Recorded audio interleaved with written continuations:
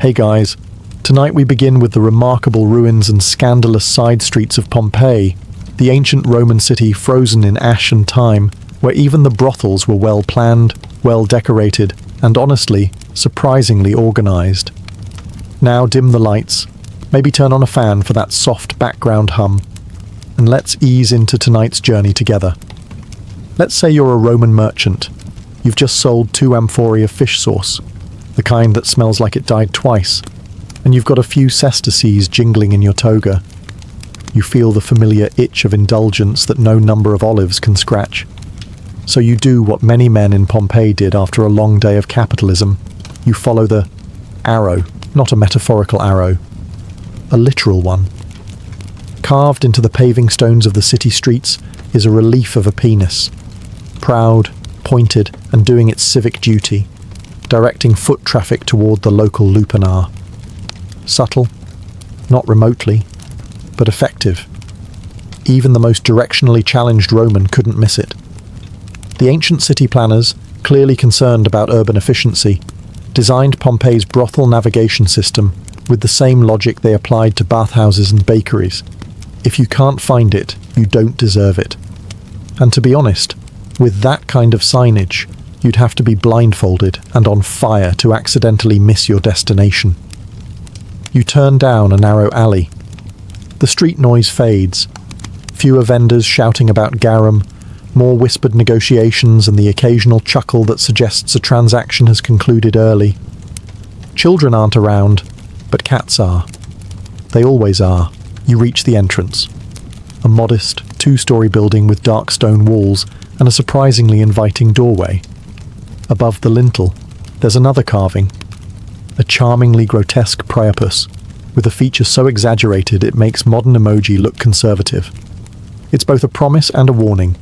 Enter here, and you're stepping into a space where decorum is off-duty. A breeze carries the scent of wine, sweat, and something floral you can't quite place. Maybe lavender, maybe regret. And just as you prepare to walk in, another visitor exits, adjusting his tunic with the look of a man who's either very satisfied or trying to remember if he left his sandals inside. This isn't the elite's pleasure palace. This is a worker's delight, direct, practical, and built for throughput. No couches, no flutes, just the Roman version of Next. Step inside the Lupanar, Pompeii's most infamous brothel. And the first thing that hits you isn't the decor, it's the practicality. There's no reception desk, no potted plants, no soft harp music, just a tight stone corridor, and the immediate realization that this place wasn't designed for lingering. It was designed for efficiency. The building has 10 rooms, or rather, cells, each about the size of a modern-day coat closet, if your coat closet had a stone slab in the middle and wall paintings to explain what happens on it. The beds are made of carved masonry, which is only slightly more romantic than a park bench in February. Customers were expected to bring their own comfort, which usually meant a mat of straw, a blanket if they were fancy, and some creativity. Above each door is a fresco. Think of them as visual resumes. One might show a couple in a rather athletic pose. Another might depict a woman with her foot on a man's shoulder, which is either a service or a very niche sport. These paintings weren't for ambiance. They were advertisements, because in a city where literacy was optional but libido was not, pictures got the point across faster than words. The rooms had no doors, just curtains if you were lucky. Privacy wasn't really the goal. Through the thin stone walls you could hear everything. The groans, the coin clinking, the awkward apologies. It was a shared experience, in the most uncomfortable way possible. And then there's the graffiti. Oh, the graffiti, says every archaeologist who's had to translate it while trying not to snort. Some is enthusiastic. Felix had a good time. Others more specific. Matthew did it well. Occasionally, someone offered ratings. If Yelp had existed, the Lupanar would have had an average of 4 stars and a lot of very graphic reviews. The women here, most were enslaved, some freed. Their names were often aliases. Fortunata, Crisis, Successor. names meant to evoke luck, beauty, or favourable outcomes. They weren't working here for fun, but they knew how to market themselves better than a modern startup. Forget paper menus. Forget waiters. Forget verbal consent with polite small talk. In Pompeii's Lupanar, you simply glanced up at the wall and pointed. Above every room, lining the corridors like risque billboards, were frescoes, hand-painted advertisements for services rendered. And by services, we mean, well, let's just say they left nothing to the imagination and everything to gravity. Each image was a Roman snapshot of acrobatic intimacy, like the Kama Sutra, but with fewer rules and more sandstone. The paintings were meant to inform, not arouse, though depending on your tolerance for awkward angles and stiff elbows, they may have accidentally done both. They depicted men and women, sometimes men and men, or women and amphorae, we don't judge, in various enthusiastic arrangements. Some scenes were tender, others looked like someone had lost a bet with a contortionist. You might wonder, were these customized to match each working woman's specialties? Honestly, it's unclear. Some scholars believe they were generic. Others think the women pointed at their favorite fresco and said, "That one's 20 extra, darling."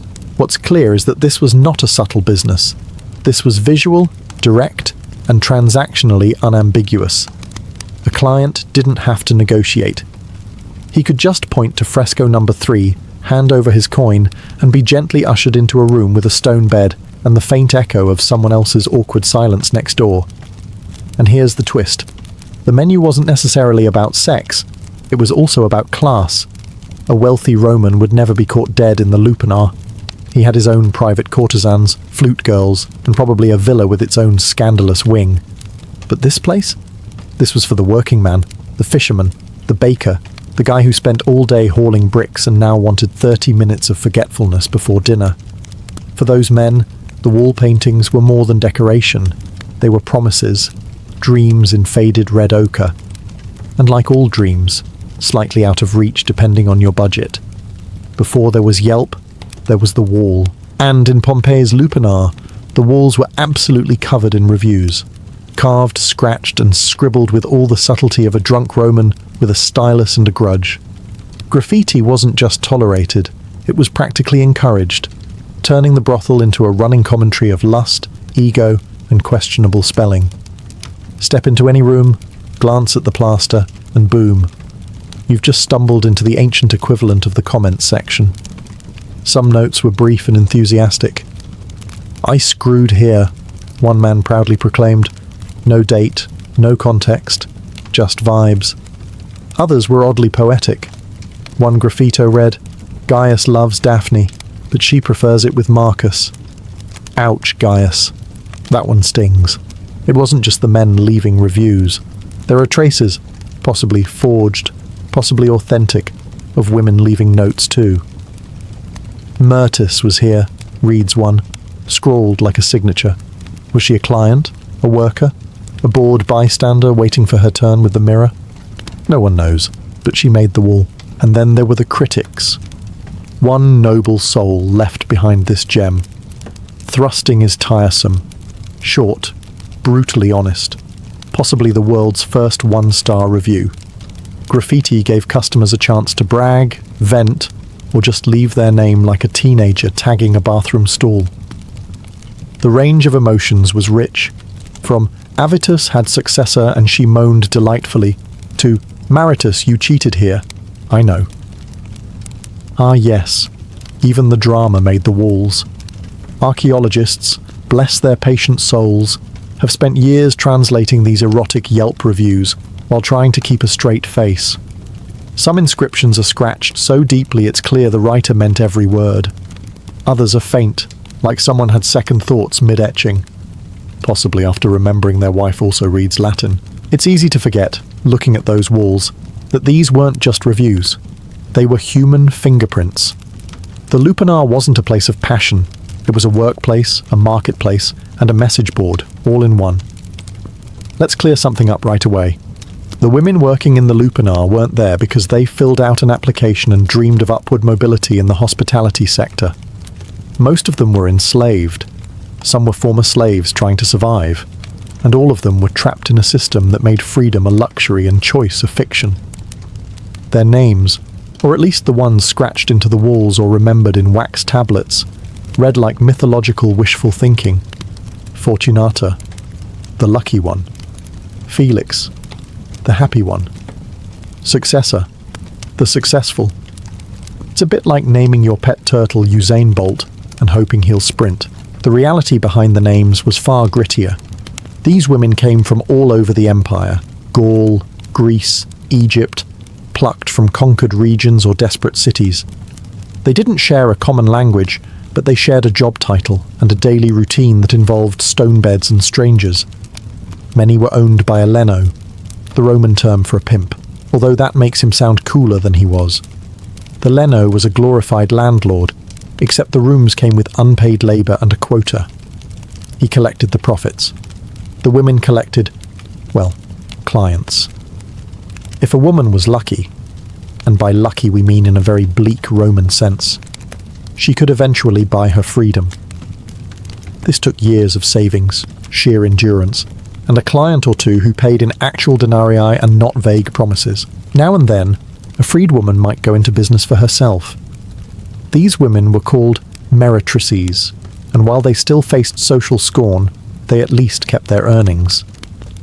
They might even register officially and wear a stola to show they were no longer enslaved, because nothing says liberation like paperwork and uncomfortable formal wear. And don't forget the men. Yes, there were male sex workers in Pompeii too, though far fewer, and usually working outside the Lupanar. Their clients? Let's just say Roman aristocrats weren't as straight-laced as their busts might suggest. So, who were the workers? They were survivors, strangers in a city that promised pleasure but delivered power imbalances carved into stone. And yet somehow, they left their names behind, etched into the walls, immortal in fading graffiti. Because if history was going to forget them, they were at least going to write themselves into it first. So, you've pointed at your preferred fresco, handed over your coin, and been guided into a dim little stone room. You're not here for a long time, and let's be honest, you're probably not here for a good time either. That's because everything in the Lupanar was built for speed, efficiency, and zero emotional entanglement. These were not luxurious suites with scented oil and feather pillows. These were cramped stone cells, each just large enough for 2 humans, a lamp, and whatever dignity you had left. Spoiler, it probably didn't make it out with you. The beds were stone slabs, raised off the ground like altars to fleeting pleasure. If you were lucky, there was a mattress on top. If you were slightly less lucky, you got straw. If you were really out of luck, well, you got to contemplate life on bare volcanic rock, like a naughty monk with performance anxiety. The average visit lasted about as long as it takes to unwrap a piece of cheese. That's not just a joke. Roman graffiti literally mocks clients who took too long. The goal wasn't to woo, it was to move. Fast in, fast out, next customer please. The speed was partly economic. Time is money, and when you're running a business with 10 rooms and a long line of sweaty bricklayers outside, turnover matters. But it was also cultural. Romans didn't romanticize brothel visits. This wasn't the setting for sweeping violins and candlelit passion. This was plumbing the depths of desire with all the grace of a stampede. Privacy, minimal. Doors were often just curtains, and the walls were thin enough that you could hear your neighbour's review in real time. And yet somehow people kept coming back. Maybe it was the thrill. Maybe it was loneliness. Or maybe the stone beds just gave excellent lumbar support. Who's to say? One could argue that the whole Lupanar was a machine, an ancient Roman vending machine for intimacy. Drop in a coin, make your selection, and hope you don't run into your cousin on the way out. And yet, despite the rushed mechanics, there was something strangely human about it. Even if that humanity was wrapped in linen, sarcasm, and the constant sound of someone fumbling with a toga. Now, let's talk brass tacks, or in this case, bronze coins rubbed smooth by nervous fingertips. If you were a Roman citizen with a bit of spare change and a lot of unmet needs, a visit to the Lupanar wasn't exactly bank-breaking. The standard fee hovered around 2 to 8 asses. And no, that's not a typo or a euphemism. An as was a low-value Roman bronze coin, roughly the cost of a loaf of bread or a cup of cheap wine. So yes, a session at the brothel could be cheaper than a night at the tavern, though arguably far more complicated. The most common price tag? 2 asses. That's right. 2 small coins for one very rushed encounter. Some clients joked that they paid more for olives, and they weren't wrong. Now don't let the pricing structure fool you. This wasn't the ancient world's version of a Costco deal. The reason it was cheap is because the workers weren't being paid, at least not directly. Most were enslaved, and the coins went straight into the Leno's pocket. If the woman was lucky enough to keep a cut, she could try to save for her eventual freedom. If not, she just earned money for someone else's wine jug. The payment process was swift and impersonal. You'd likely hand over your coins at the entrance, or to the woman herself, depending on the setup. There were no receipts, no tokens, and certainly no loyalty cards. The only membership benefit was maybe getting to cut the line if you were a frequent flyer with good manners. Interestingly, some brothels even had price lists painted or carved into the walls, complete with frescoes showing what you got for what you paid. Think of it as the world's oldest and least subtle value menu. And no, there were no combo deals. You paid a la carte. And just like any business, there were premium options. If you wanted privacy, a softer bed, red, straw, or someone who could speak your language, the price might creep up to 5 or even 8 asses. Still cheaper than a decent haircut today, and probably just as awkward. If you're picturing the Lupanar as some candle-lit perfume temple of passion with silk sheets and hot towels, let's pop that fantasy like a Pompeian pimple. Let's start with the basics. Water. The Lupanar didn't have running water in the rooms. No basins. No bathhouses attached. Just you, your toga, a stone slab, and a fervent wish that the person before you had the decency to wipe.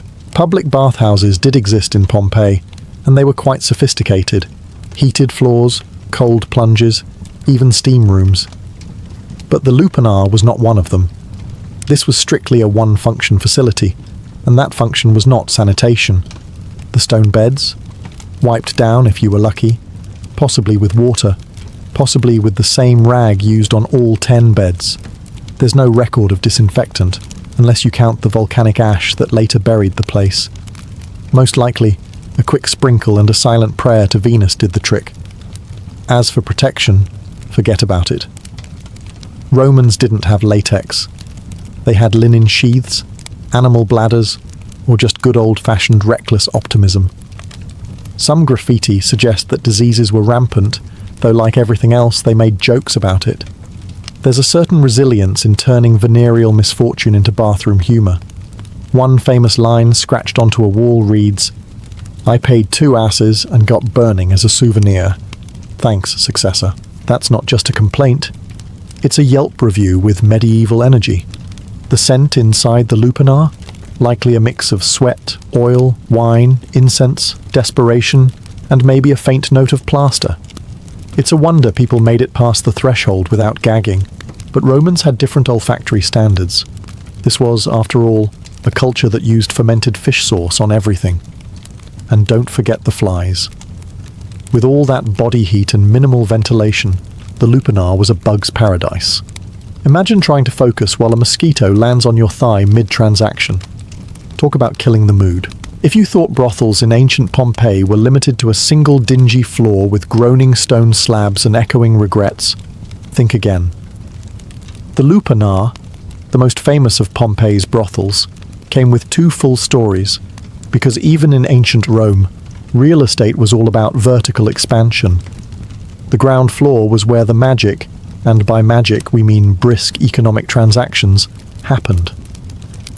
10 small rooms lined a narrow hallway, each furnished with a stone bed and just enough space for 2 consenting, or at least cooperating adults.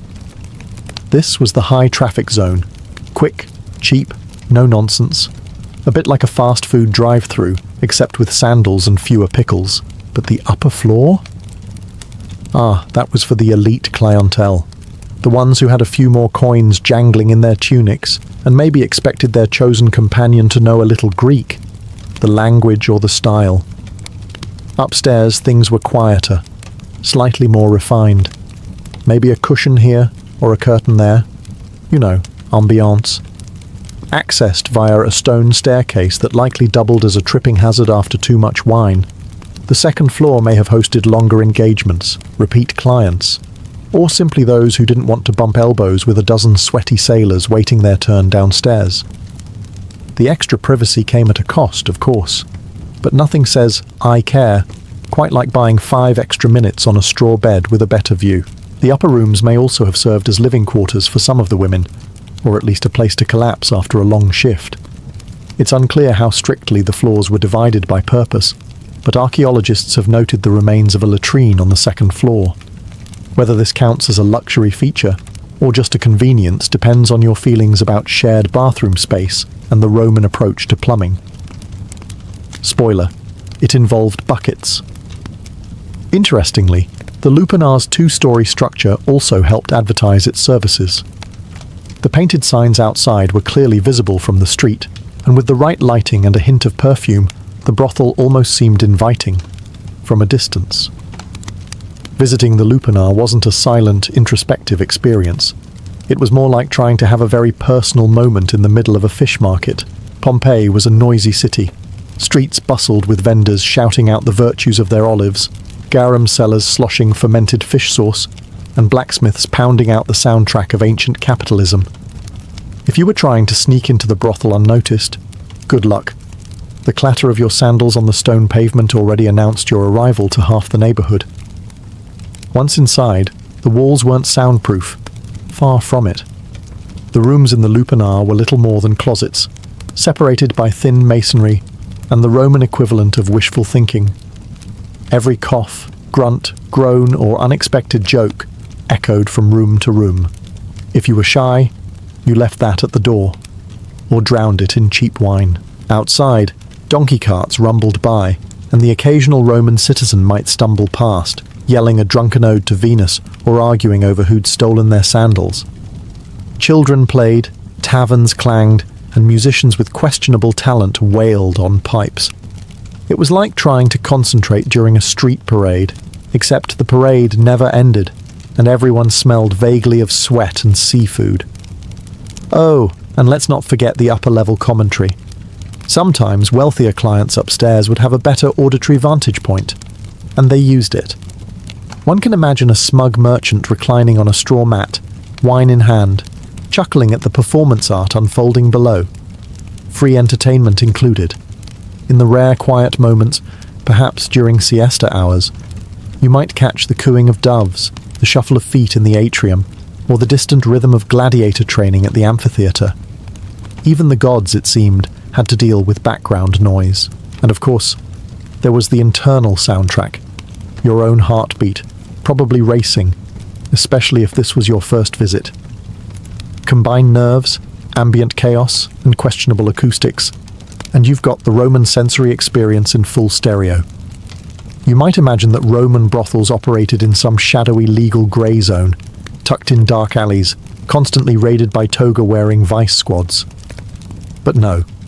In ancient Pompeii, sex work wasn't just tolerated. It was regulated. Let's start with the licensing. Yes, to be a professional courtesan, or meretrix if we're being properly Latin, you needed to be officially registered. Your name was entered into the Roman tax system, and just like bakers or blacksmiths, you were expected to pay your dues. That's right, the empire always got its cut, even from the oldest profession. In fact, sex work was so normalized that brothels were sometimes state-sanctioned. This was a government that taxed urine, after all. Regulating pleasure was hardly a stretch. The Lupanar operated openly, its location no secret. If you wanted to shut it down, you'd have to also shut down half the taverns, bathhouses, and probably the Senate itself. But don't mistake legality for dignity. Sex workers were considered infames, a legal category just below citizen with any rights at all. They couldn't testify in court, own property, or marry respectable Romans. Essentially, you could sleep with them, but heaven forbid you respect them. If a dispute did arise, say a drunken sailor shorted his bill, or a client got too handsy in a non-contractual way, the brothel's owner, Leno, might take it up with the local magistrate, but the women rarely had a voice in such matters. Legal protections were, let's call them decorative. There were laws against certain abuses, but enforcement was spotty. You could theoretically be fined for harming a prostitute, but only if she was registered and the damage interfered with her ability to work. Yes, the Roman version of workers' comp. And what about the moralists, the ancient pearl clutchers? They existed, sure. Writers like Juvenal and Seneca occasionally wagged their fingers about declining virtue, but their concerns were aimed more at respectable men behaving badly, not at the brothel itself. In short, it wasn't the Lupanar that offended. It was the senators caught sneaking out of it. You might think that ancient Roman religion and brothels were like oil and vinegar, best kept separate unless you're making a very questionable salad. But in Pompeii, gods and lust were often on speaking terms, sometimes loudly, with incense. Let's begin with Venus, the goddess of love, beauty, and highly selective morals. As the city's patron deity, her presence was everywhere. Temples, mosaics, amulets, and yes, brothels.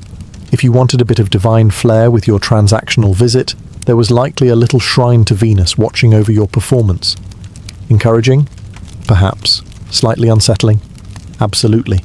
In fact, some sex workers prayed before work, not for better conditions, but for more clients, generous tips, or simply a quieter neighbor in the next room.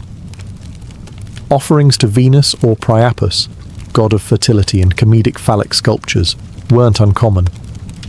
You might light a candle next to a mural of a grinning god holding, let's just say, an intimidating staff. But religion didn't just bless the trade. It was deeply embedded in it. Fertility cults and rites tied to sexual expression weren't taboo in the way modern sensibilities might assume. In fact, some Roman festivals made Mardi Gras look like a church picnic. The boundary between sacred and scandalous was, at best, a loose guideline. Take Priapus, often painted on walls or carved into garden statues with proportions that defy physics and subtlety. His presence was meant to ward off evil, bring luck, and, quite literally, stand guard over properties. And when he appeared in the Lupanar, it wasn't just decoration, it was protection and branding. There's also the odd overlap of ritual purity. Roman religion wasn't always bothered by sex per se, but it was very particular about who touched what, when, and in what order.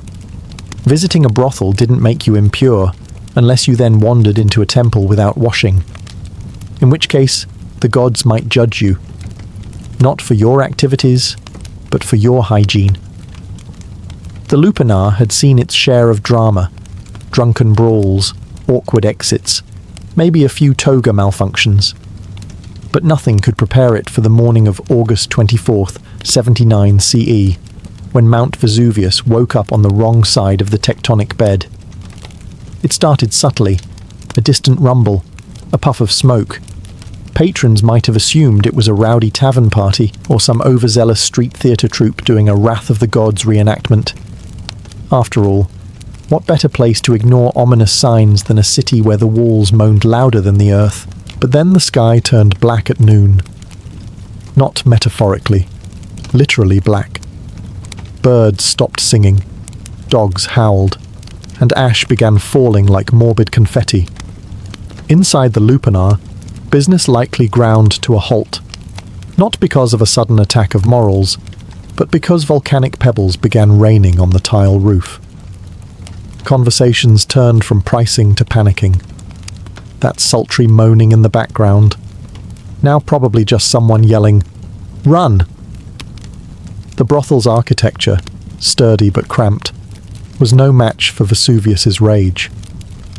As the pyroclastic surges swept through Pompeii, superheated gases and volcanic debris engulfed the streets at over 100 miles per hour. It wasn't the fire that got most people. It was the heat. Instant, invisible, inescapable. What's haunting is what was left behind.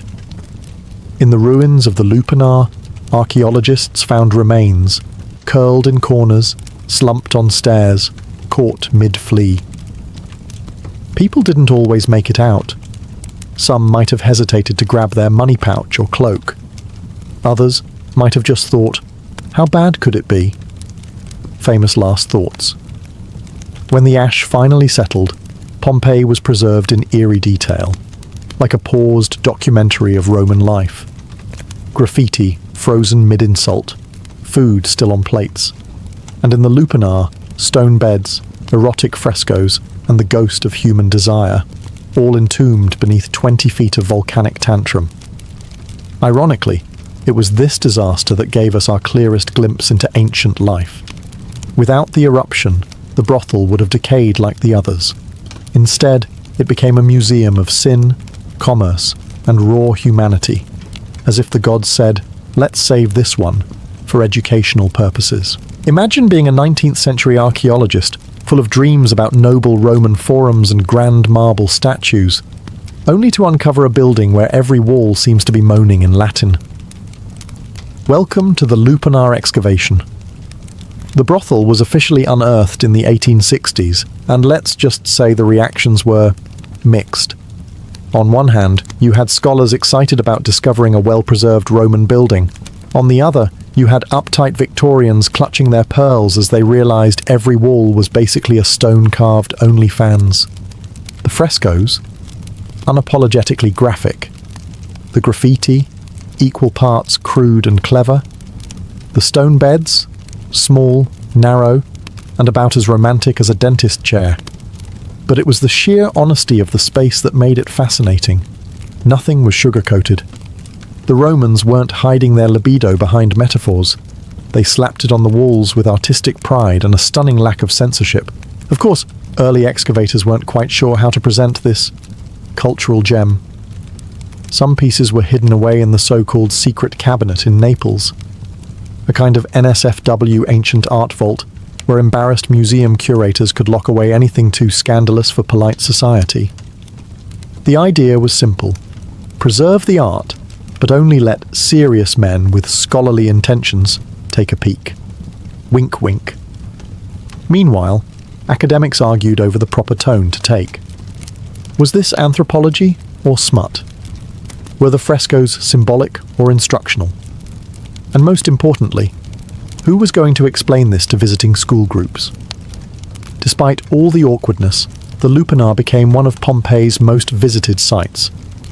Not because tourists were perverts, though let's not rule that out, but because it told a story unfiltered by myth or marble. This was real Roman life, lived on the margins, now front and centre in the tourist brochure. Even today, new insights emerge from the brothel's walls, about class, gender, labour, and how humans have always found ways to mix business with pleasure, no matter the century. So yes, the Lupanar is a bit awkward, a bit raw, but also strangely human. Because if there's one thing the ashes couldn't hide, it's the fact that history isn't just made by emperors and generals. Sometimes it's written in graffiti above a stone bed in a tiny room with terrible lighting. The year was 1119, and Jerusalem was once again in Christian hands. After the blood-soaked triumph of the First Crusade 2 decades earlier, waves of pilgrims streamed from Europe into the Holy Land. They were not knights, not warriors, not men of steel and banners, but humble believers. Peasants, artisans, widows and monks walked for weeks and months, sometimes barefoot, clinging to the hope that touching the sacred stones of Jerusalem would cleanse their souls and grant them eternal salvation. But their journey was anything but holy. The roads were narrow, winding, and filled with dangers lurking in every valley. Along the road from Jaffa to Jerusalem, pilgrims faced ambushes by brigands who knew that these travellers carried coins, relics, and offerings for the churches. Muslim raiding parties, angered by the Crusader conquest, prowled the highways. Even fellow Christians, turned to banditry by poverty, preyed upon the faithful. The irony was bitter. The closer you came to the land of Christ, the more likely you were to die with a dagger in your ribs, or find your possessions stripped away in the dust. Chroniclers of the time paint a stark picture. Pilgrims were beaten, stripped, and left to rot along the roadside. Some were dragged away as hostages, sold into slavery in distant markets. Others never made it at all, vanishing into the hills between the coast and the holy city. For many Europeans, the dream of salvation became a nightmare of blood and despair. The rulers of Jerusalem, first Baldwin I and later his cousin Baldwin II, understood the problem well. Without safe passage, the lifeblood of the kingdom would dry up. Pilgrims brought not only faith, but coin, labour and legitimacy to the fragile crusader states. But Jerusalem's armies were stretched thin, its fortresses scattered, and its knights too few to guard every pilgrim. Something new was needed. A brotherhood of men willing to live not for land or gold, but for the defence of the defenceless. It was in this crucible of danger that the seed of the Knights Templar was planted. A handful of knights, poor in wealth but rich in devotion, would rise to take an oath not only to God, but to the weary, terrified pilgrims trudging toward Jerusalem. Their mission was simple but revolutionary: to fight so that others might pray in peace. In 1119, amid the dust and uncertainty of the Latin kingdom of Jerusalem, a small band of knights gathered with a bold idea. They were not lords of vast estates or commanders of mighty armies. They were men who had once lived for the clash of battle and the honour of war, but who now felt called to a higher purpose. At their head was Hugues de Payens, a knight from Champagne in France, whose vision was as sharp as his sword. By his side stood Godfrey de Saint-Omer, and together they convinced 7 others to bind themselves in an oath unlike any Europe had ever seen. They would live as monks, but monks with swords. Their vows echoed the strict discipline of monastic life: poverty, chastity, and obedience. Yet, unlike the Benedictines who prayed in cloisters, these men would take their prayers onto the road, where danger was constant. They called themselves the poor fellow soldiers of Christ and of the Temple of Solomon, a title that sounded humble, yet carried an aura of divine fire. The world would later shorten it simply to the Knights Templar. At first, their numbers seemed laughable. 9 knights to guard thousands of pilgrims travelling across a kingdom scarred by war. They had no fortresses, no treasure, and no banner to rally behind. But they had faith, and faith was a currency more valuable than coin in the medieval imagination. Chroniclers recorded that they swore to dedicate their swords only to defence, never to plunder, never for personal glory. In a world where knights often blurred the line between crusader and bandit, this vow marked them as something utterly new. King Baldwin II, ruling Jerusalem at the time, recognized their zeal. He granted them quarters within the sacred precincts of the Temple Mount, in what had once been part of the Al-Aqsa Mosque. Christians believed this site was none other than the ruins of Solomon's Temple, where God's presence had once dwelled. To live and pray, there was not only a privilege, but a sign that these warriors carried a mission of biblical proportions. For the pilgrims stumbling up the perilous road from Jaffa, the sight of a mounted knight in white cloak and cross was more than reassurance. It was a living symbol that God had not abandoned them. The Templars' beginnings were humble, but in their humility lay a strength that would one day make them the most feared and powerful order in Christendom. The Templars began as little more than a noble experiment. 9 men with swords and a vow. But an experiment cannot survive long without structure, and structure came in the form of one of the most influential churchmen of the age, Bernard of Clairvaux. Bernard was no ordinary monk. He was a Cistercian abbot, a reformer, and one of the most persuasive voices of the 12th century. When he spoke, kings listened, and when he wrote, the church followed. In 1129, at the Council of Troyes in France, the fledgling brotherhood was formally brought before the highest authorities of the church.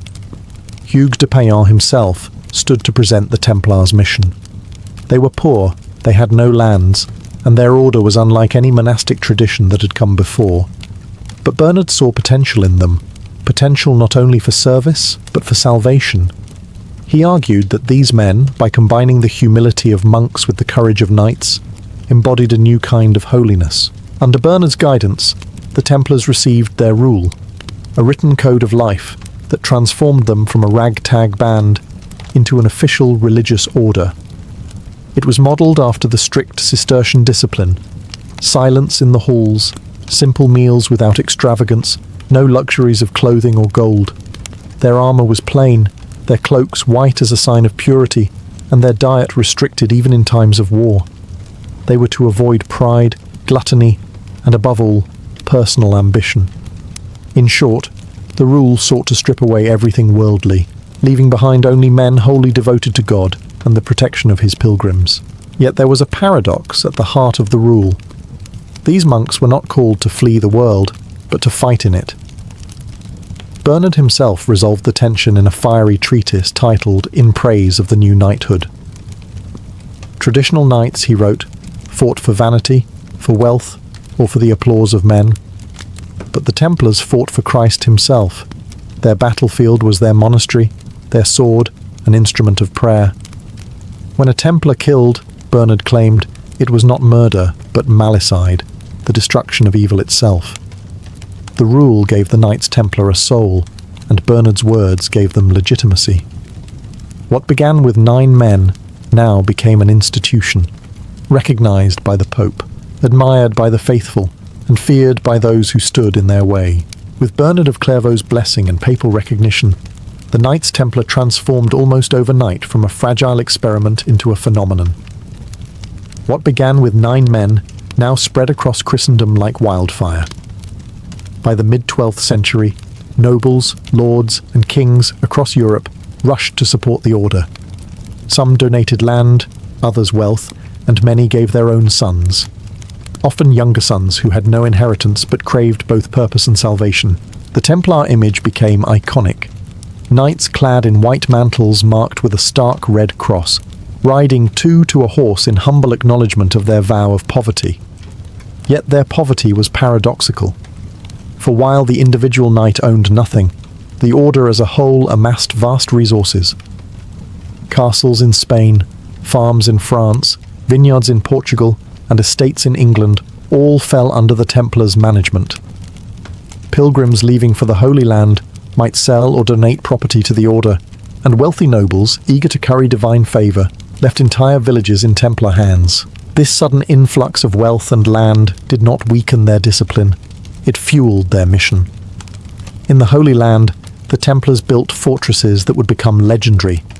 Safed, Tortosa, and the seemingly impregnable Crac des Chevaliers. From these strongholds they patrolled the dangerous roads, guarded ports, and fought alongside Crusader kings against Muslim armies. Their reputation on the battlefield grew quickly. Disciplined, fearless, and unwilling to retreat, the Templars often held their ground when others fled. But it wasn't just swords and castles. The Templars also pioneered something entirely new for medieval Europe: a network of financial support. Pilgrims travelling from London to Jerusalem could deposit money in a Templar preceptory in England and withdraw the equivalent in the Holy Land, sparing themselves the danger of carrying gold across hostile lands. It was a system so advanced that some historians call it the first international banking network. By the middle of the 12th century, the once humble, poor fellow soldiers of Christ had become one of the most powerful institutions in Europe. They were monks, yes, but monks who could marshal armies. They were poor, yes, but richer than kings. Their rise was meteoric, and it was only the beginning. If the white mantle and red cross made the Templar instantly recognizable, it was on the battlefield that their reputation was carved into legend. By the mid-12th century, they had become the shock troops of the Crusader states, a brotherhood bound not just by vows, but by the willingness to die shoulder to shoulder. Templar knights were trained to fight with a discipline that stood out in an age when battles often devolved into chaotic melees. They rode into combat in tight formations, their lances lowered like a wall of steel. When the order's banner, the Beauseant, was raised, no Templar was permitted to flee so long as it still waved. This rule, born of their sacred code, meant that they often held the line long after ordinary knights would have broken. Chroniclers tell us that when other armies scattered, the Templars stayed, sometimes to the last man. Their valour earned admiration even from enemies. Muslim chroniclers, while condemning the Crusaders as invaders, noted the ferocity of the white monks who charged into battle with terrifying resolve. At battles such as Montgisard in 1177, where a vastly outnumbered Christian force stunned Saladin, the Templars' courage was decisive. Saladin himself, the great Sultan of Egypt and Syria, reportedly remarked that while most Crusaders could be crushed, the Templars were made of sterner stuff. Inside the order, brotherhood ran deep. Each knight swore not only to God, but to his brothers in arms. They ate together in silence, trained together, and died together. Even their burial reflected equality, in plain graves, without gilded tombs or ornate monuments. Their identity was communal, not personal. Knights of Christ rather than knights of their own glory. Yet this discipline came at a cost. The Templars were expected to obey without hesitation. To retreat without orders was a grave sin. Many knights perished not because victory was possible, but because the rule demanded unshakable loyalty to the order's banner. This stubbornness sometimes led to devastating losses, but it also cemented their fearsome mystique. By the late 12th century, the Templars were no longer merely guardians of pilgrims. They had become an elite warrior caste, equal parts monks and soldiers, feared by foes and admired by allies. In the crucible of constant war, their brotherhood was forged in blood and bound by unbreakable vows. Though remembered for their swords and their vows, the Knights Templar also wielded a quieter but equally formidable weapon: money. By the mid-12th century, their reputation for honesty and discipline made them trusted stewards of wealth across Christendom. Lords, kings, and even common pilgrims turned to the order not only for protection, but also for financial security. A pilgrim setting out from Paris or London might deposit his savings at a local Templar commandery. In return, he received a coded letter of credit, a slip of parchment, indecipherable to outsiders, which he could later redeem in Jerusalem for the same amount. This spared him the peril of carrying gold through bandit-ridden lands. To a medieval world accustomed to theft and dishonesty, the system was revolutionary. The Templars, with their far-flung network of castles and preceptories, had created what was effectively the first international banking service. Their financial reach extended far beyond pilgrim accounts. Monarchs, too, relied on the order. The kings of Aragon, England, and France entrusted Templars with their treasuries, knowing that no chest of coin would vanish under the white cloak. They financed crusading campaigns, collected rents on vast estates, and even acted as moneylenders, though they did so carefully, sidestepping accusations of usury by charging fees rather than interest. The Templars' Paris headquarters, known as the Temple, became a financial hub so secure that even kings could not touch the wealth stored within. England's King Henry III used the Temple as his personal treasury. Popes relied on Templar funds to finance their wars and diplomatic missions. For nearly 2 centuries, their system made them indispensable to rulers who found themselves constantly short of cash, but flush with ambition. Paradoxically, their vow of poverty was what gave them credibility. While individual knights owned nothing, not even the horses they rode, the order as a whole became staggeringly rich. They invested in farms, mills, vineyards, and ports. Their network stretched from the wheat fields of England to the olive groves of Cyprus. The profits did not line personal pockets, but flowed back into the mission, defending the Holy Land and sustaining the Order's warriors. But with wealth came whispers. How could men sworn to poverty wield more money than many kingdoms? How could monks in armor also act as Europe's bankers? These questions, first murmured in markets and taverns, would one day fuel suspicion, envy, and ultimately, destruction. By the late 12th century, the Knights Templar stood at the heart of the Crusader struggle, and their greatest adversary was one of the most formidable figures of the medieval world, Saladin. Sultan of Egypt and Syria, Saladin was both a brilliant commander and a shrewd statesman. His rise posed an existential threat to the fragile Crusader states, and the Templars often found themselves directly in his path. The first great confrontation came in a series of raids and counter-raids across Palestine. The Templars were relentless defenders of the frontier, garrisoning castles and patrolling roads where Saladin's forces sought to undermine Christian control. Their discipline and refusal to retreat made them a thorn in the Sultan's side. Muslim chroniclers, even while condemning them as infidels, acknowledged the Templars' unmatched courage. Saladin himself reportedly called them the most dangerous of his enemies, noting that they fought to the death with a fanaticism difficult to overcome. But bravery could not always triumph against strategy. In 1187, the fragile Crusader kingdom suffered its most catastrophic defeat at the Battle of Hattin. The Templars rode at the forefront, but the Christian army, trapped without water under the blazing July sun, was annihilated. Nearly every knight was slain or captured. The Templar Grand Master, Gerard de Ridefort, fell into Saladin's hands. In an act meant to break the spirit of Christendom, Saladin ordered the execution of hundreds of captured Templars and Hospitallers, sparing only a handful who converted to Islam. For the Order, it was a massacre that seared itself into their collective memory, yet the Templars were not destroyed. Within months, they regrouped, manning the fortresses that still resisted Saladin's advance. At the siege of Tyre, and later at Acre, they played a crucial role in keeping a Crusader foothold in the Levant. When King Richard the Lionheart arrived for the Third Crusade, it was the Templars who fought beside him, charging into battle with the same iron resolve that had earned them both admiration and fear.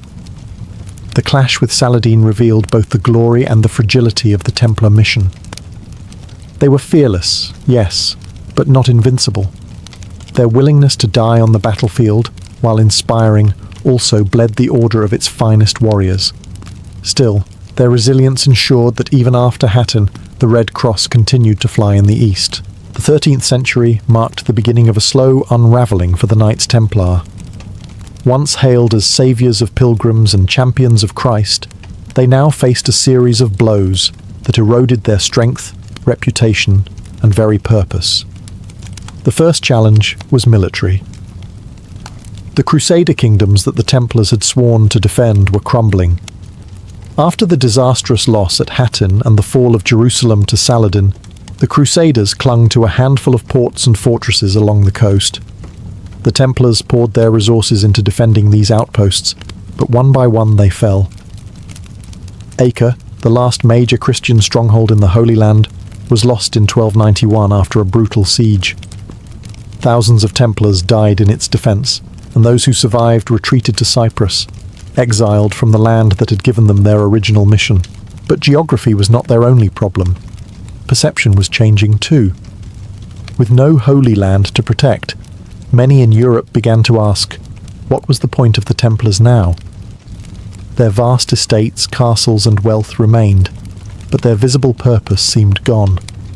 Pilgrims no longer needed escorts to Jerusalem. Jerusalem itself was lost. To kings desperate for money and power, the Order's riches looked less like sacred trust and more like tempting plunder. Accusations began to swirl. Whispers claimed the Templars had grown arrogant, that they had dabbled in secret rituals, that their vows masked corruption. Their role as Europe's bankers, once a service, now bred resentment. Lords indebted to them sneered at their poverty while envying their prosperity. Even monarchs who had relied on them began to fear their independence. Unlike other orders, the Templars answered only to the Pope. They paid no taxes, owed allegiance to no king, and operated across borders with a freedom few rulers could tolerate. The final spark came from Philip the Fair, King of France. Crushed under debt to the Templars, Philip saw both opportunity and danger in their continued existence. He began a campaign of rumour and suspicion, suggesting that these warrior monks were heretics who mocked Christ in secret rites. Whether believed or not, the idea took root, feeding on jealousy and fear. The once unshakable order now found itself under a shadow. Their castles still stood, their coffers were still full, but the foundation of trust, the faith of Christendom in their mission, was cracking. The stage was set for betrayal. The dawn of Friday, October 13th, 1307, shattered the Order's centuries of power. Acting on the orders of King Philip the Fair of France, royal officers stormed Templar preceptories across the kingdom. Hundreds of knights were arrested in a single coordinated strike. The charges were shocking: heresy, idolatry, blasphemy, secret rites, even obscene initiation rituals. To a medieval audience, these accusations were damning, whether or not they were true. Philip's motives were plain. He was bankrupt, weighed down by the debts he owed to the Templars. By destroying them, he could erase what he owed and seize their wealth. But to succeed, he needed more than greed. He needed legitimacy.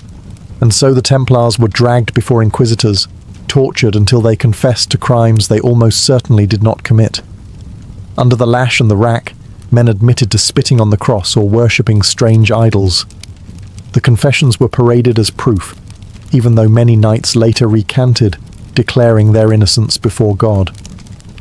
At first, the Pope Clement V hesitated. The Templars had long been under papal protection, answerable to no king. But Philip's pressure was relentless, and the scandal threatened to undermine the church itself if left unresolved. In 1312, under political duress, Clement officially suppressed the order at the Council of Vienne, dissolving the Knights Templar after nearly 2 centuries of existence. Their lands and wealth were, in theory, transferred to their rivals, the Hospitallers, but much of it conveniently found its way into royal coffers. The once feared warrior monks were scattered, some absorbed into other orders, others fading into obscurity. In Portugal, they re-emerged under a new name, the Order of Christ. But elsewhere, the Red Cross of the Templars vanished. The most dramatic moment came in 1314, when Jacques de Molay, the last Grand Master, was burned at the stake in Paris after retracting his forced confession. Chroniclers claim that as the flames consumed him, he called upon God to judge both Pope Clement and King Philip within the year. And indeed, within months, both men were dead. The legend of his curse echoed across Europe, casting a final, haunting shadow over the Order's end. The Knights Templar were gone, but their story did not end in ashes. Rumours of hidden treasures, secret knowledge, and underground survival gave them a second life in legend. From protectors of pilgrims to martyrs of politics, their rise and fall remains one of the most dramatic sagas of the Middle Ages. To imagine ancient Athens only as the city of Socrates and Plato is to miss the flavour of its daily life. Philosophy might have been debated in the shaded porticos of the agora, but food was the real glue that bound the city together. At dawn, the streets of Athens stirred not with lofty speeches, but with the clatter of clay pots, the crackle of fires, and the cries of vendors hawking their goods. If you walked through the agora in the 5th century BCE, you would be greeted by a symphony of scents. Roasted grains, salted fish, sweet honey drifting from stalls, and the constant buzz of people eating, buying, and talking. Street food was no afterthought. For the average Athenian, meals at home were simple and sparse. Bread, olives, and cheese might sustain a family, but it was in the bustling streets that food became an experience. Vendors carried trays of snacks slung from their shoulders, ready to sell to anyone who passed. At corners near the marketplace, small stands with clay ovens turned out steaming loaves and roasted chickpeas. The poor, the wealthy, slaves, and citizens all mingled together in this edible theatre of everyday survival. The agora itself was not just the political and economic heart of the city. It was its cafeteria. Philosophers might argue about virtue, but they did so while chewing figs or sipping watered-down wine. Couriers paused for a bite of bread dipped in oil, and labourers fresh from the docks satisfied their hunger with grilled sardines sold for a single coin. The hum of conversation mixed with the hiss of hot pans, creating an atmosphere that was as social as it was practical. For Athenians, food on the street carried no stigma. It was quick, communal, and often festive. A man could grab a handful of nuts on his way to the assembly, or pause for honey cakes after attending a festival. Children darted between stalls, pestering vendors for scraps, while farmers arriving from the countryside bartered their goods for a taste of city cooking. Athens was, in short, a city that lived by its streets.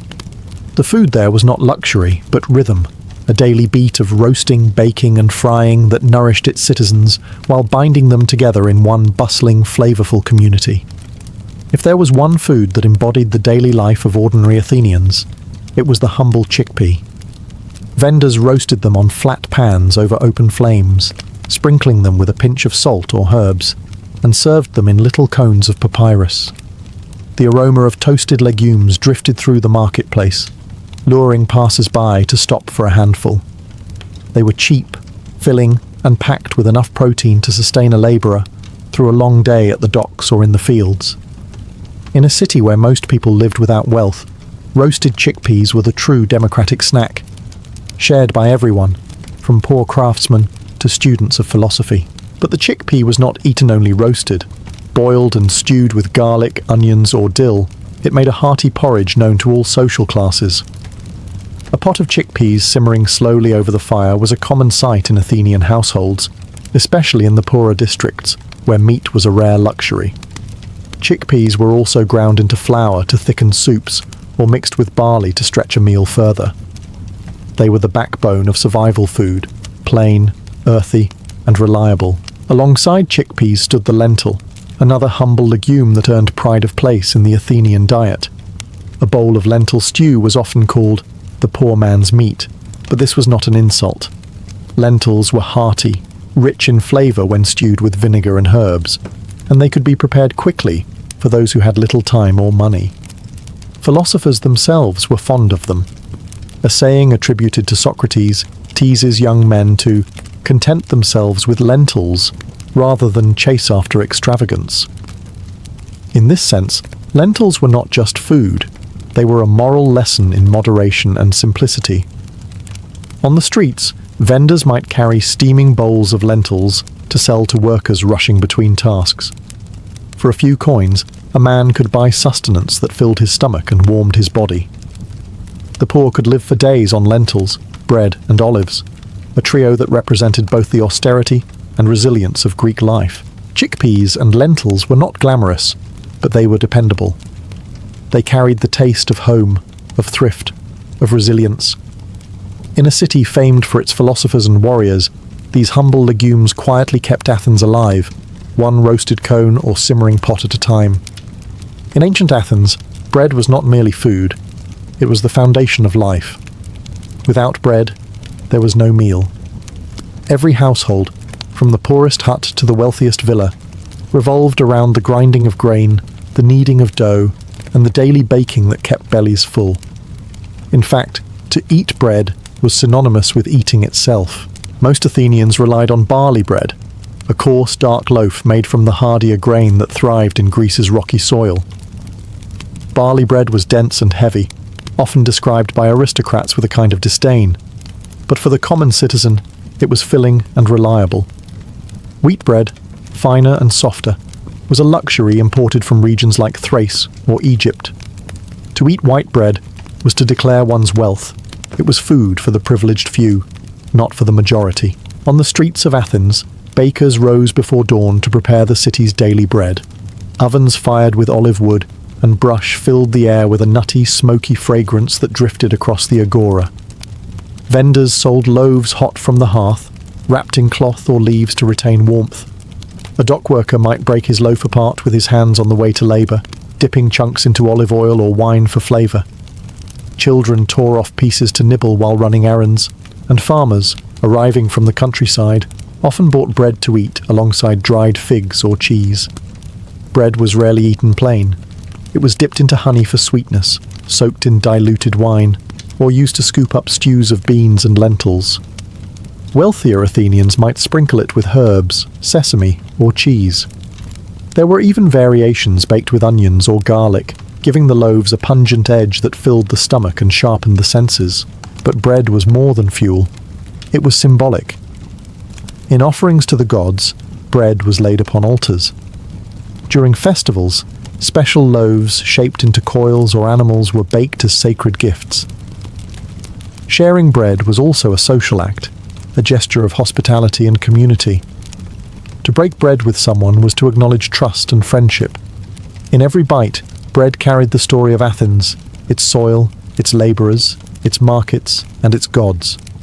Whether barley dark or wheat white, humble or luxurious, bread was the thread that bound together survival and society in the streets of the ancient city. If bread was the foundation of the Greek diet, then fish was its flavour. In a land where the sea was never far away, the people of Athens turned to the waters for sustenance. The Aegean was their pantry, supplying everything from humble sardines to prized tuna. On the streets of the city, fish was not reserved for feasts. It was everyday fare, sizzling over flames for anyone with a few coins to spare. The cheapest and most common fish were the small ones: sardines, anchovies, and sprats. Vendors skewered them on sticks or wrapped them in fig leaves, grilling them quickly over open charcoal braziers. The smell of charred fish skin wafted across the agora, drawing in workers and travellers alike.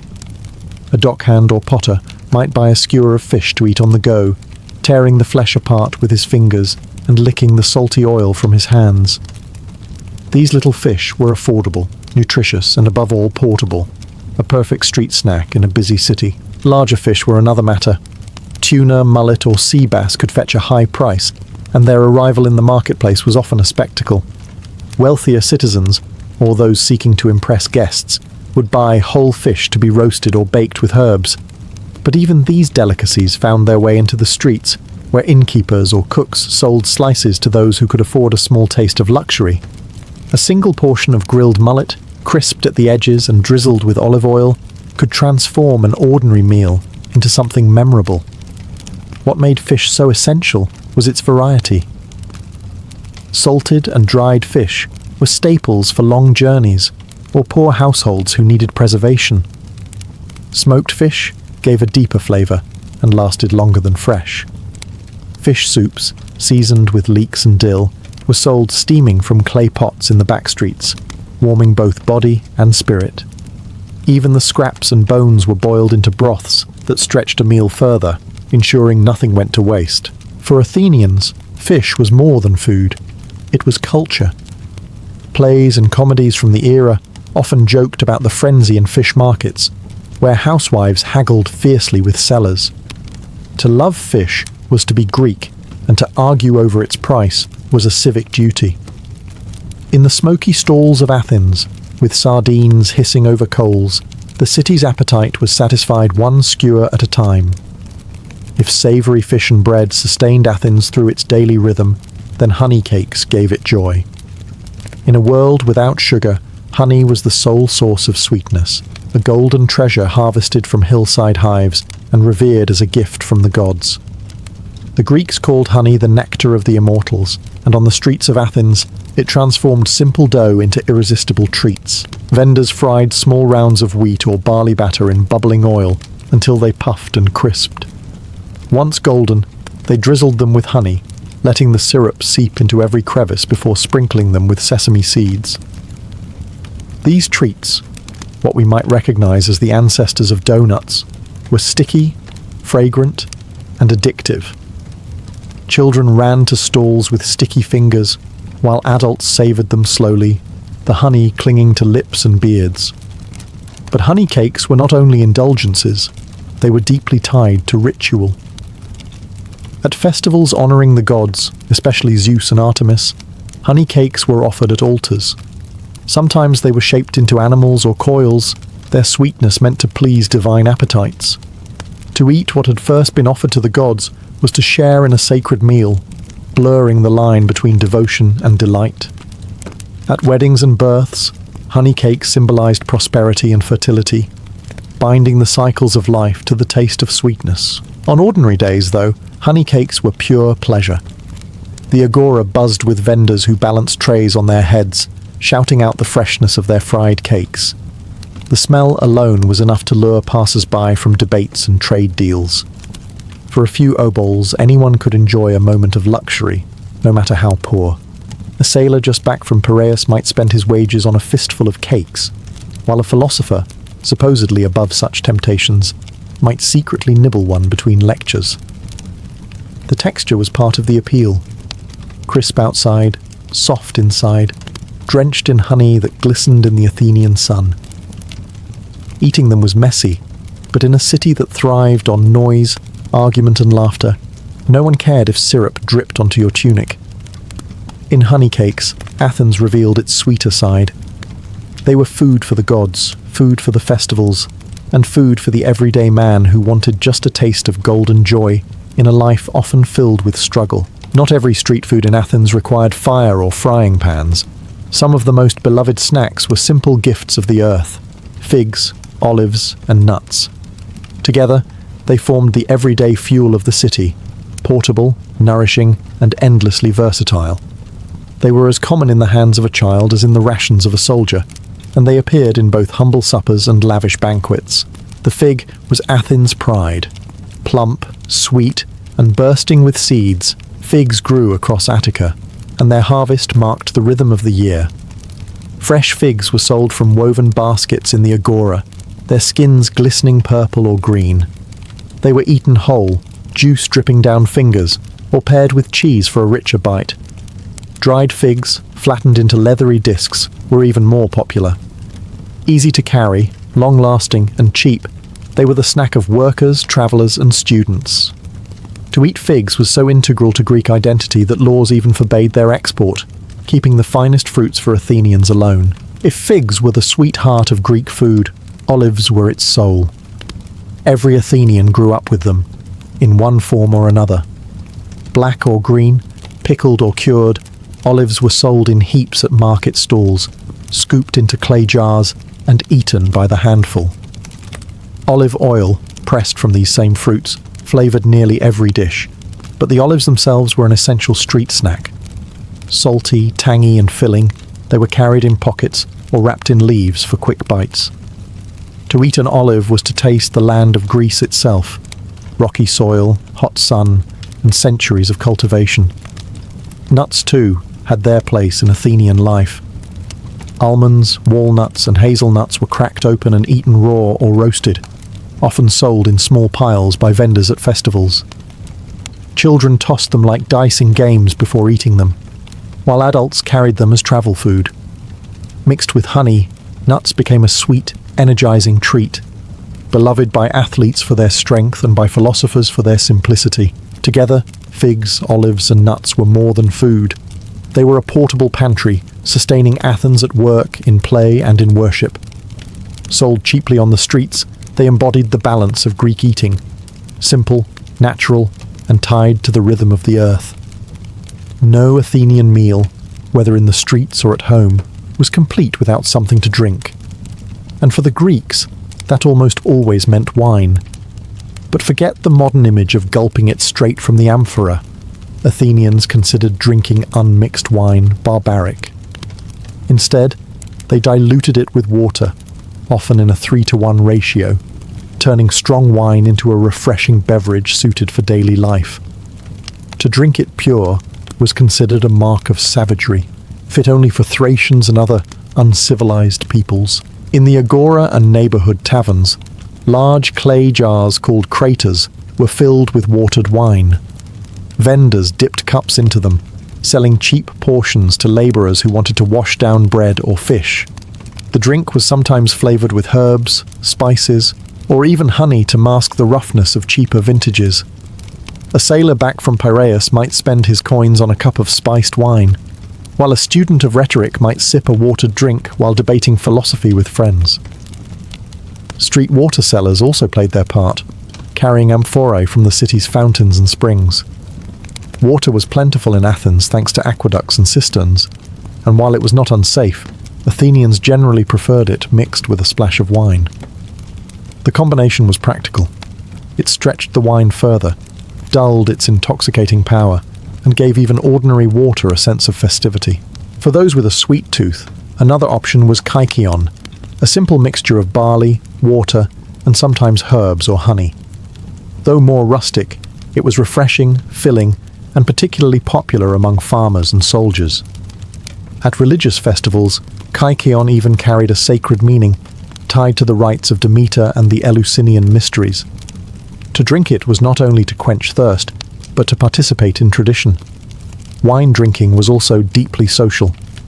Even a humble street-side cup echoed the practices of the symposium, the Greek drinking party where men reclined on couches, talking, singing, and debating under the influence of diluted wine. On the streets, Athenians did not lounge on cushions, but the same principle applied.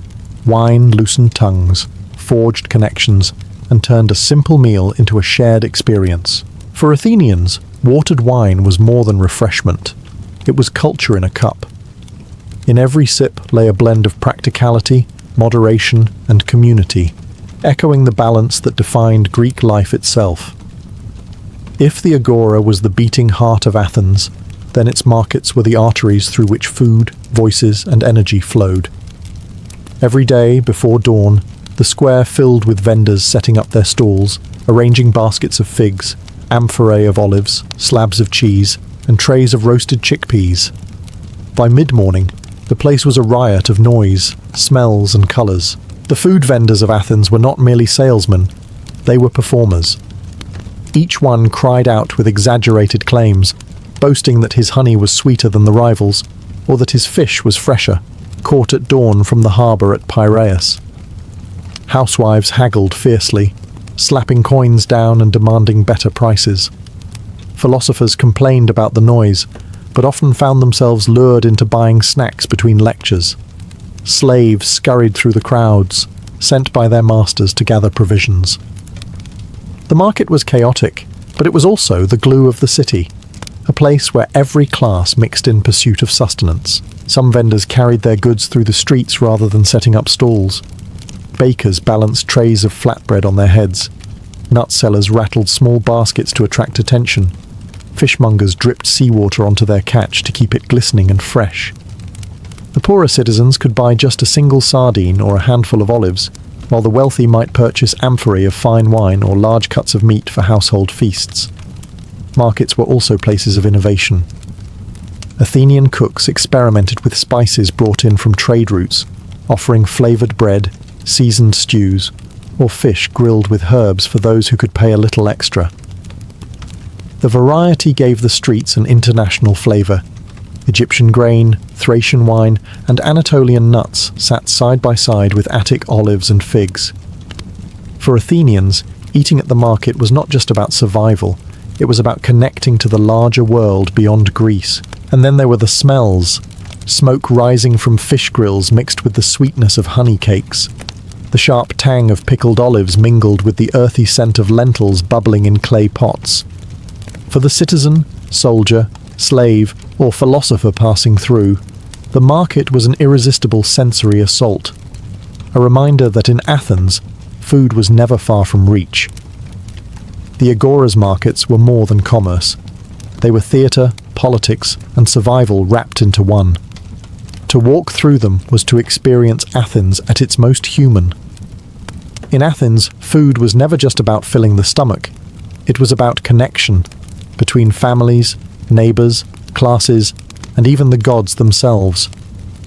Meals, whether taken at home, in the bustling agora, or at religious festivals, served as the glue that held the city together. For the ordinary Athenian, eating was communal. Families gathered around simple clay tables, sharing barley bread, olives, and lentil stew from common bowls. Nothing was wasted, and eating was as much about conversation and storytelling as about nourishment. Even the poorest labourer could find dignity in breaking bread with his kin. To eat alone was rare and often seen as joyless, a reminder that food was meant to be shared. On the streets, the same principle extended outward. Vendors sold roasted chickpeas or grilled sardines not to silent customers, but to people who lingered, chatted, and argued as they ate.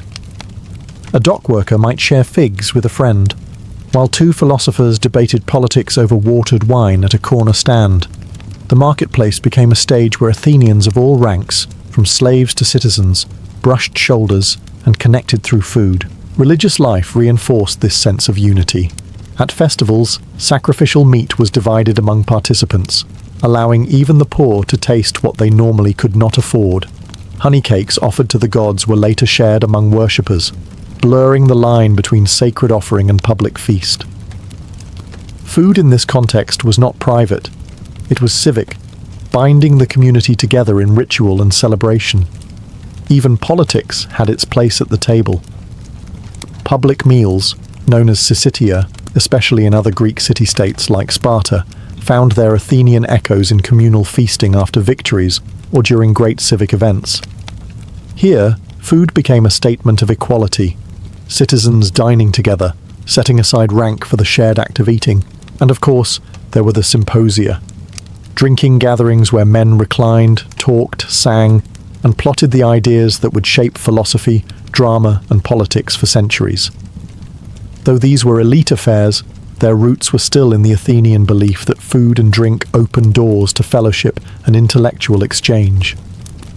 In the end, Athenian street food was more than chickpeas, honey cakes, or grilled fish.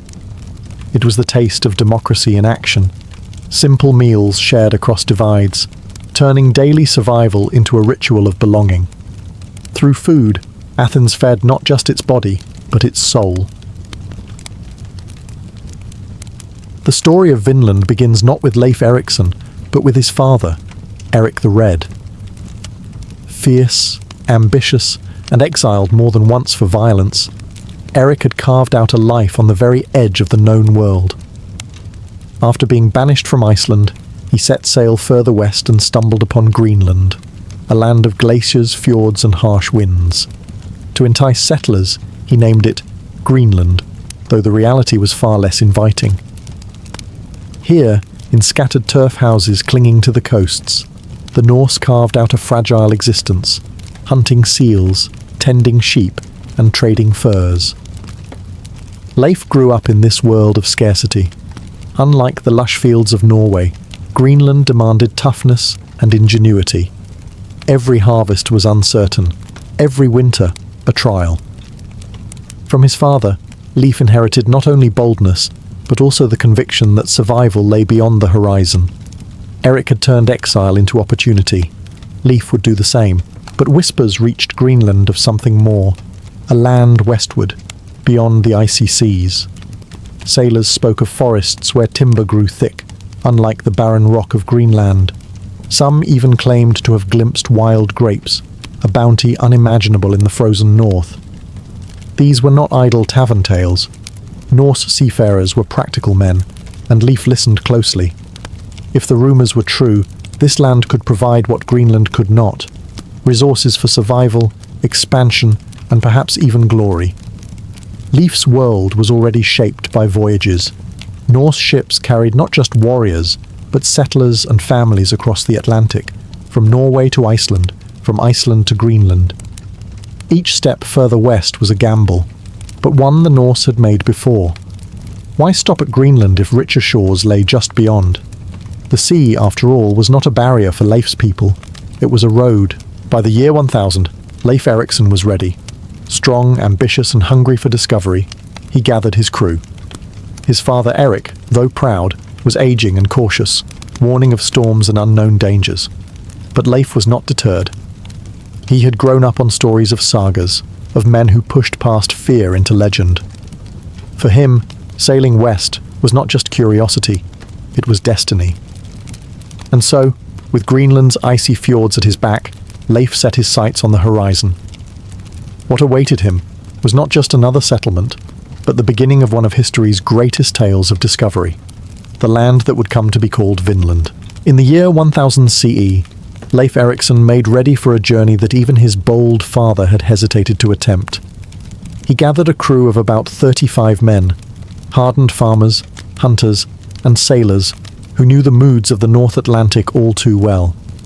They were not adventurers chasing glory alone. They were men of necessity, accustomed to hunger, cold, and danger. To them, the promise of new land was as much survival as it was exploration. Their ship was a nar, a broad-bellied cargo vessel built for ocean crossings.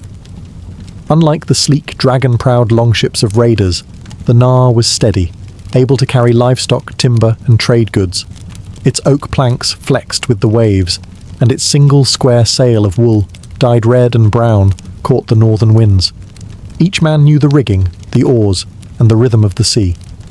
With their provisions of dried fish, seal meat, butter, and ale, they pushed westward, chasing the edge of the known world. Navigation was part science, part instinct. The Norse had no maps of these western seas, Instead, they read the sun's path, the flight of birds, the smell of salt and seaweed, even the colour of water against the hull. At night, they looked to the stars, fixing their course by the North Star, and constellations passed down through memory. Some sagas suggest that Leif carried with him a sunstone, a crystal that revealed the sun's position even on cloudy days. Whether legend or truth, such tools symbolized the ingenuity of Norse seafarers. The voyage was no calm passage. The North Atlantic could turn savage in moments. Winds tore at the sail, waves crashed over the deck, and icebergs drifted silently in the mist. The men bailed water, lashed themselves to the ship, and sang to keep fear at bay. Each morning they scanned the horizon, hoping for a glimpse of the land they had heard whispered in stories. Days stretched into weeks, and doubt crept in. Was there truly a fertile coast beyond Greenland? Or were they chasing ghosts? Yet Leif's confidence never wavered. He believed the sea was not emptiness, but a pathway. When at last the gulls began to circle overhead, and the scent of earth drifted on the wind, the crew's doubts turned to awe. Ahead lay a new shore, untouched and waiting. This was not just landfall, it was the moment when legend began to harden into history. At first, it appeared as a faint smudge against the endless grey horizon. The men squinted into the spray, unsure if it was another bank of mist or the dream they had chased for weeks. As the Nar drew closer, the blur sharpened into a coastline. Rolling hills, dense forests, and a stretch of untouched shoreline that looked nothing like the icy barrens of Greenland. Voices rose in disbelief and wonder. Here was proof that the stories were true. There was land beyond the western sea. The Norse sagas describe the scene with reverence. Instead of glaciers and rocky cliffs, they found soft earth, thick woodlands, and meadows that promised pasture for animals. The beaches gave way to forests so dense that sunlight struggled to pierce their canopy. For men accustomed to the treeless wastes of Greenland, it was as if they had stumbled upon an earthly paradise. They steered the ship toward a sheltered bay and brought the Nar to shore. Leif was the first to step onto the soil, his boots sinking into rich earth. Around him, his crew fanned out, marveling at the abundance.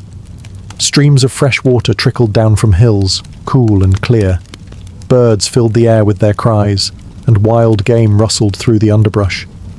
The men drank, ate what they could gather, and for the first time in weeks, felt the comfort of a land that seemed generous rather than hostile. What struck them most, according to the sagas, were the wild vines heavy with grapes. The Norse were no strangers to wine, but in Greenland and Iceland, such luxuries were unheard of. Here, grapes grew freely, and the men eagerly picked them, staining their hands and mouths purple. To Leif, this abundance gave the land its name, Vinland, the land of wine. Whether the berries were truly grapes or another fruit misnamed by the Norse, their discovery became a symbol of plenty. As they explored further, they found tall trees, timber of a quality long denied to them in Greenland. Wood was life, for building homes, repairing ships, and heating through brutal winters. To see forests stretching to the horizon was to glimpse wealth beyond measure. That evening, as the sun sank over this new shore, the men built fires and feasted. For the first time in generations, Norsemen felt they had found not just survival, but possibility. Vinland was no myth, it was real, and it was theirs to explore. After the first night on Vinland's shores, the men awoke with the cautious excitement of pioneers. This was no longer just a voyage, it was the beginning of something new. Leif Erikson, mindful of both opportunity and danger, divided his crew into small groups to explore. Some stayed to guard the ship, while others fanned into the forests and along the rivers, eager to see what this land could offer. The sagas tell us they found resources beyond anything Greenland could provide. Forests stretched in every direction, offering timber strong enough for houses and ships. Streams teemed with salmon so fat and plentiful that men could catch them by hand. Meadows provided open pasture, perfect for grazing if settlers ever brought cattle here. The air itself seemed gentler, the winters shorter, though perhaps this was just the relief of men weary of ice and rock. They built a small camp of turf houses and wooden structures, temporary shelters that allowed them to endure the nights in safety. Fires burned in the hearths, their smoke curling into the air as proof that Norse hands had claimed yet another land. From these houses, Leif organised expeditions deeper inland, ensuring that no corner of the coastline was left unexamined. One group discovered a grove heavy with wild berries, not only the grapes that had inspired the name Vinland, but also blueberries and cranberries, which stained their hands and filled their sacks. Another group found hills rich with game, deer and perhaps even elk, that moved through the woods with little fear of men. The Norse hunters knew at once that this was land that could sustain life for generations. Each evening, the explorers returned to camp with their findings. They roasted fish, feasted on berries, and praised the land's generosity. The mood among the crew shifted from doubt to hope. They spoke not only of survival, but of settlement. For men hardened by Greenland's scarcity, Vinland was a dream of abundance made real. Yet Leif urged caution. He knew the sea was treacherous and the land unpredictable. They were not the first to set foot here. He suspected others, perhaps native peoples, might already claim it. For now, though, Vinland remained theirs to explore, a land both wild and welcoming, waiting to test whether Norse ambition could truly take root so far from home. For weeks, Leif Erikson and his crew enjoyed the bounty of Vinland. They fished its rivers, hunted its game, and gathered its berries. But the Norse knew well that no land, however fertile, was ever truly empty. Sooner or later, they expected to find others, whether friend or foe. And in time, they did. The sagas describe the first inhabitants the Norse encountered as the Skraelings, a term used for the native peoples they met in both Greenland and Vinland. To the Norse eye, the Skraelings were unfamiliar, shorter in stature, dressed in hides, skilled with bows and arrows, and quick-moving across the land. Their language was strange, their customs alien. But what mattered most was how these two groups, separated by oceans and worlds of culture, would deal with one another. At first, the encounters were cautious. The Norse showed goods such as red cloth, metal tools, and milk, things unknown to the Skraelings. In return, the natives offered pelts, animal skins, and food. For a brief time, it seemed possible that trade might flourish. The Norse prized furs, and the Skraelings were intrigued by woven cloth and iron. Around the fires of their turf houses, Leif's men dreamed of a future where Vinland could be both a colony and a trading hub. But mistrust grew quickly. The Norse, though hardy farmers and sailors, were also warriors by heritage. They carried weapons and were not afraid to use them. The Skraelings, wary of the strangers with iron swords, began to see them as intruders. Conflicts sparked suddenly. Arrows loosed at Norsemen in the woods, a clash over trade gone wrong, shouts in languages neither side could understand. The sagas tell of one particularly fierce skirmish where the Skraelings attacked in numbers, driving the Norse back to their settlement. Arrows whistled, stones flew, and the Vinland camp trembled with chaos. The Norse fought back, shields raised, swords flashing. But they realized a grim truth. They were too few, and the land was not theirs alone. Though Leif sought peace where possible, these clashes made it clear that Vinland, however rich, was contested ground.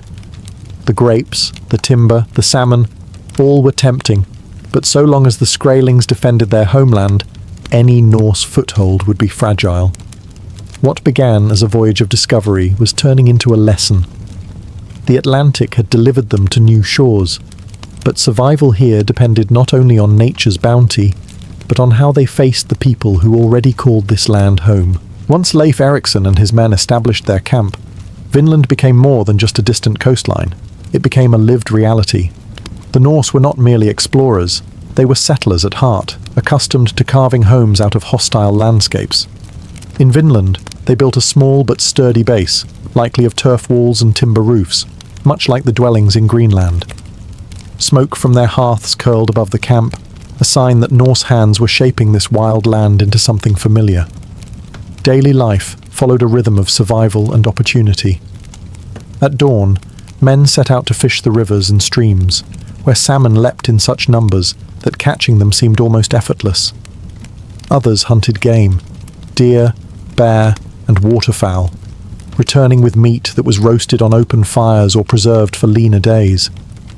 The forests provided nuts and berries, while the grassy clearings suggested potential fields for grazing livestock should future settlers arrive. Food, however, was not their only concern. Timber was perhaps Vinland's greatest treasure. Greenland's settlers were starved of wood, forced to build with stone and turf. Here, forests stretched endlessly, offering logs for ships, houses, and tools. Crews felled trees, shaping them with axes, stockpiling planks and beams. Some of this lumber was destined not for Vinland itself, but for Greenland, resources to be ferried back across the ocean. Life in the settlement was not without hardship. The winters, though milder than Greenland's, were still biting, and provisions had to be carefully managed. Firewood was cut and stacked, stores of fish and meat salted or dried. Norse discipline, forged by years of survival on harsher shores, kept the camp organized. Evenings were quieter. Men gathered around the hearth, telling tales of their homelands or speculating about Vinland's future. Could families be brought here? Could farms thrive? Some dreamed of a permanent colony, a place where Norse children could grow among vines and forests instead of ice and rock. Others, more cautious, saw Vinland as a seasonal outpost, a place to gather timber and resources before returning east. What united them all was the sense of standing at the edge of possibility. Vinland was unlike any land they had known, generous, fertile, yet uncertain. Around their fires, Leif's men lived as pioneers, half in the present, half dreaming of what might be built upon these western shores. For a time, life in Vinland seemed promising. The Norse had food, timber, and shelter, and Leif Erikson's crew began to imagine futures rooted in this new land. Yet beneath the surface, tension grew. The Skraelings, the native people who already called Vinland home, had tolerated the strangers for a while, but suspicion and resentment began to rise. The Norse saw the land as empty for the taking. The Skraelings saw invaders cutting their trees, hunting their game, and planting their fires along the shore.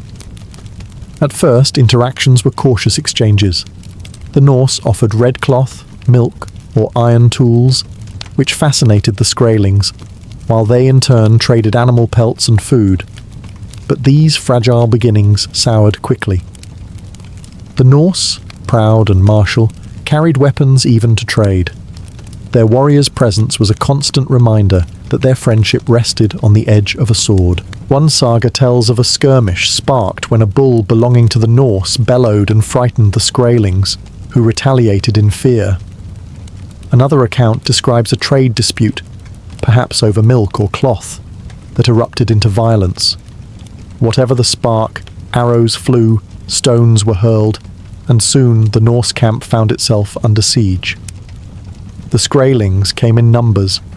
They moved swiftly, their arrows raining down from a distance, forcing the Norse to raise shields in tight formations. The Norse countered with iron swords and axes, weapons that could cleave through bone and wood, but they were few, and each loss struck deeply.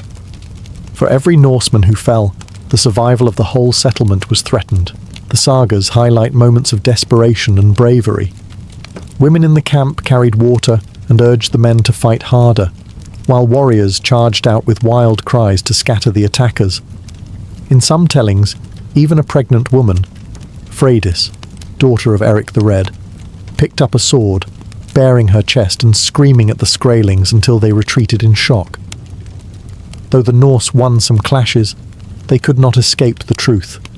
They were outsiders in a land already defended. Every arrow fired by the Skraelings reminded them that Vinland, for all its bounty, was not theirs to claim without cost. The dream of a peaceful colony gave way to the grim reality of a frontier bristling with hostility. Vinland's abundance was undeniable, but so too was its danger. The promise of Vinland was undeniable.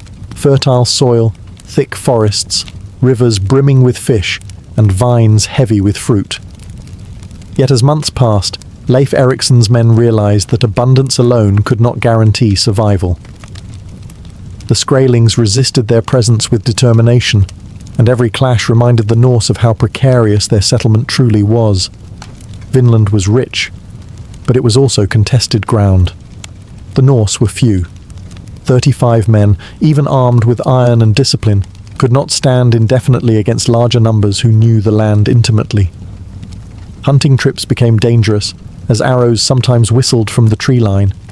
Trade had broken down, replaced by suspicion and ambushes. The men could not sleep without keeping watch, and the once hopeful fireside talk of farms and families turned into uneasy whispers of retreat. Practicality weighed heavily. The Norse were not dreamers detached from reality. They were survivors. Their ancestors had crossed oceans, carved homes into Iceland's lava fields, and braved Greenland's ice. But they had always known when to press on and when to fall back. Vinland's timber and resources were valuable, yes, but permanent settlement seemed impossible with hostile neighbours and such a small force to defend it. The sagas tell us that Leif, though unwilling to abandon Vinland's promise, recognized the wisdom of caution. He and his men began preparing to leave. They harvested grapes, cut timber, and loaded their gnar with as much bounty as it could carry.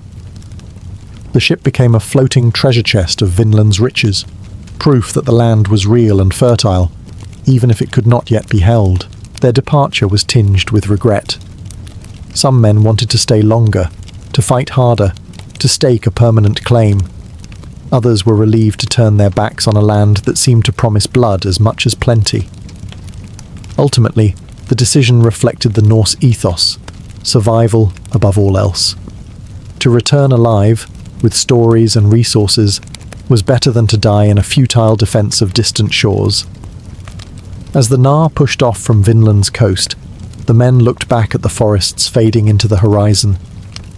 They had found a new world, yet could not keep it. The Atlantic would carry them home, but the memory of Vinland, its grapes, its woods, and its dangers, would remain carved into their sagas. When Leif Erikson and his crew returned across the Atlantic, they carried with them more than timber and tales of grapes. They carried the memory of a new world, a place that stretched the imagination of what lay beyond the horizon. Vinland, though never fully settled, became a story told around hearths in Greenland, Iceland, and Norway. A story of opportunity, danger, and lands richer than any known in the north. The sagas that recorded these voyages, the saga of the Greenlanders and the saga of Eric the Red, preserved Vinland in legend. They told of Leif the Lucky, who brought back not just timber, but proof that the Atlantic concealed fertile shores. They spoke of Karlsefni, another would-be settler, who tried to establish a colony but was also driven back by the Skraelings. Each retelling kept Vinland alive, half memory, half myth. For centuries, Vinland hovered on the edge of credibility. To many in medieval Europe, the idea that Norsemen had reached a land far west of Greenland seemed fanciful. The story persisted in Icelandic tradition, but was little known elsewhere.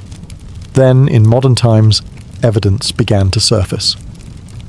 The excavation at Lonceau Meadows in Newfoundland revealed turf houses unmistakably Norse in design, confirming what the sagas had whispered all along.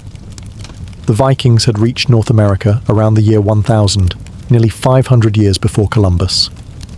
The legacy of Vinland is twofold. On one hand, it showed the extraordinary reach of Norse seamanship.